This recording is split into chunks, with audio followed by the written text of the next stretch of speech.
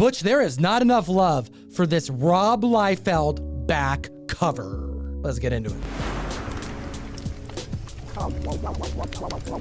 Another week, another list. You know we got Gem Mint on the line. Hit the like, slap the subscribe button, and let's chat about the runners-up, Gem. Yeah, that's right. These are the runners-up, books that had record-breaking sales, but not enough to hit the Hot 10 list. We're going to start with number 10, one of my favorite Wolverine covers, Wolverine issue 8.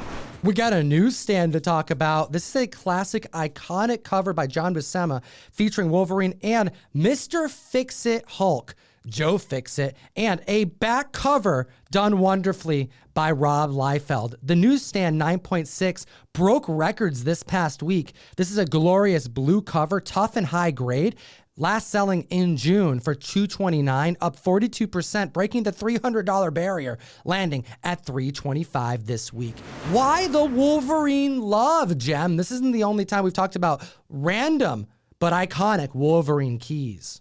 I mean, everybody knows Wolverine is coming, but there's some rumor mill spinning, so he might be coming sooner than later. We're going to have to wait to find out. But moving on to number 9, we have Tomb of Dracula, issue 13 from 1973, the third appearance and the origin of Blade. This is also the first cameo appearance of Deacon Frost, the vampire who would bite Blade's mother, who would then give birth to Blade, providing him the vampiric gene. A key book, and a 7.5 back in 2019, selling for $121.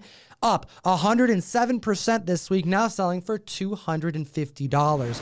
The Key Collector Runners-Up list is a list of 10 books compiled from a much larger list of over 30, sometimes 40. There were 2 pages this past week on Key Collector Comics. Utilize code TOM101 to get access to the list in its entirety, see where we source these books from, and take a look at the other record breakers that didn't make our list of 10 this week. Next at the list at number 8, Warlock number 12, debuting in 1976. This is the first cover appearance and origin of Pip the Troll, who we have already seen at the post-credit scene of Eternals. And what's funny is, by the time you see this, we would have seen Thor, Love and Thunder, but at the time of recording, still haven't. That's right, and a 9.8 just broke records this past week, last selling in February for $446, an increase of 30%, an increase of over $130, now selling for $582 this past week. Also, something that took place this past week is not only did I interview the creator of Pip the Troll and the individual who revolutionized Adam Warlock and the Warlock run in its entirety, as did you, Gem Mint. That's right, we both got a chance to have some time with Jim Starlin and do quick little interviews. Mine didn't go as well as planned, but it was still a great interaction, and this guy has helped create and map the Marvel Cosmic Universe as we know it. Outside of seeing the content that Jem and myself created with Jim Starlin, take a look at the Indiegogo. Jim Starlin is back after a hiatus of drawing, 50 years in the industry, 40-year anniversary of Dreadstar, teaming up with Dynamite. Shout out Nikki B. to do a Deja Thoris cover, a full run of collectible Dreadstar cards, and so much more. Make sure to hit the link in the description to back the cover. There are also one-of-a-kind perks there, like Jim Starlin's personal file copies for Strange Tales 178 and 179. And now at the list, at number 7, a book that does not get enough love. And the sale this week, although up 133%, still undervalued in my opinion. We have All Flash issue number 6, debuting in 1942. A Golden Age original Flash book with a full-page advertisement for Wonder Woman issue 1. We've seen a lot of love for comic books that feature an advertisement of a later book.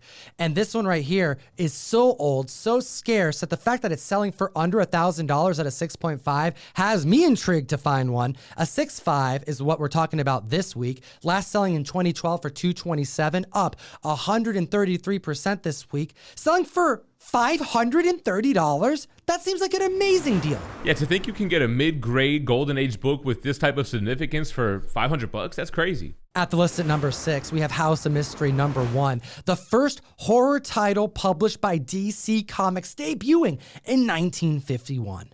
Another Golden Age book debuting in 1951, trailblazing the way for so many great characters and stories to come. A CGC 6.5 sold for $1,016 back in 2016. It's up now 48%, selling for $1,500. A classic horror book. I fell in love with a witch story as well as a werewolf cover. Break out your silver bullets at the list. At number 5, we have Batman issue number 12, debuting in 1942.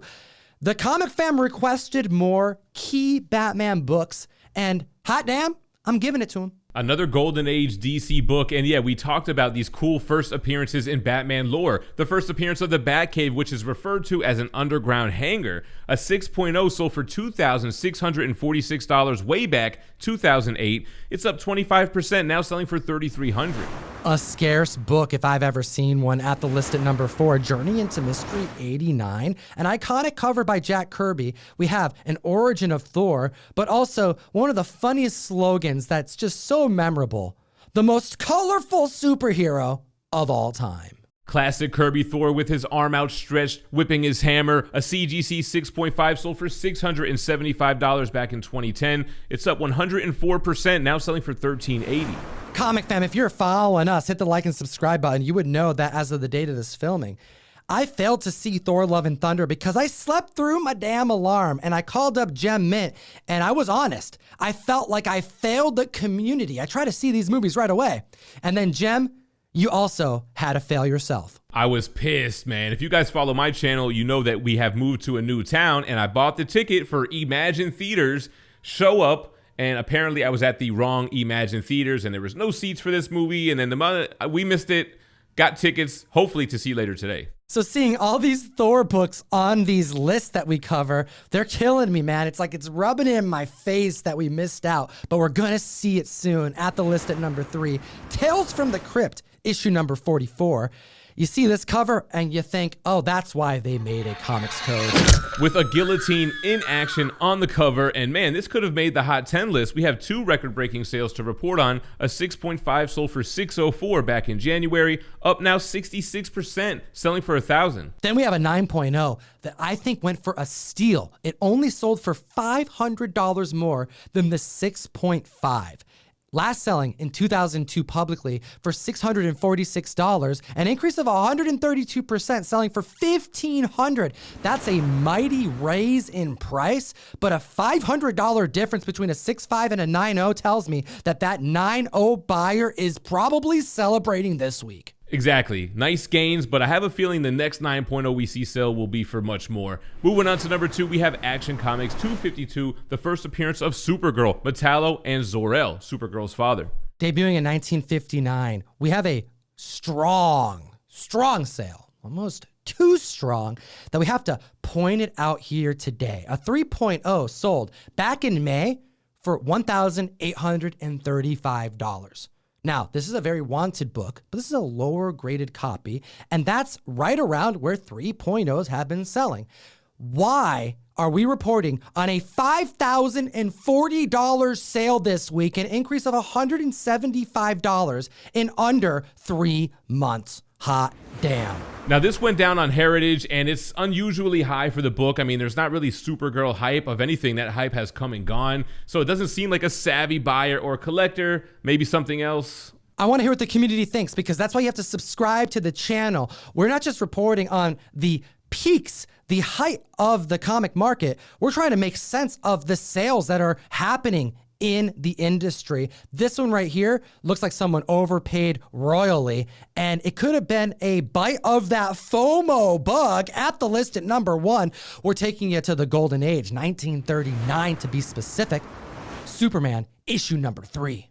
I see what you did with this list today, Tom, because this is sourced from that larger list over on Key Collector app. A lot of DC love, a lot of Golden Age love. We got this classic Joe Shuster cover with Superman flying over the train, saving the little boy, that bright yellow background with the CGC 7.0 to talk about. It sold for $4,026 back in 2010. It's up 317%, now selling for $16,800.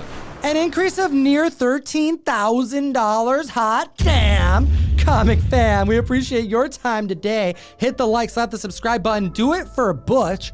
And as always, geek responsibly and stay minty fresh. enough said. Join myself, my homies, Gem Mint on the best new place to buy and sell collectibles, Whatnot, available for both Androids and iPhones. Dollar start auctions that last as little as 15 seconds long. Whatnot is doing some amazing things. They started a publishing company.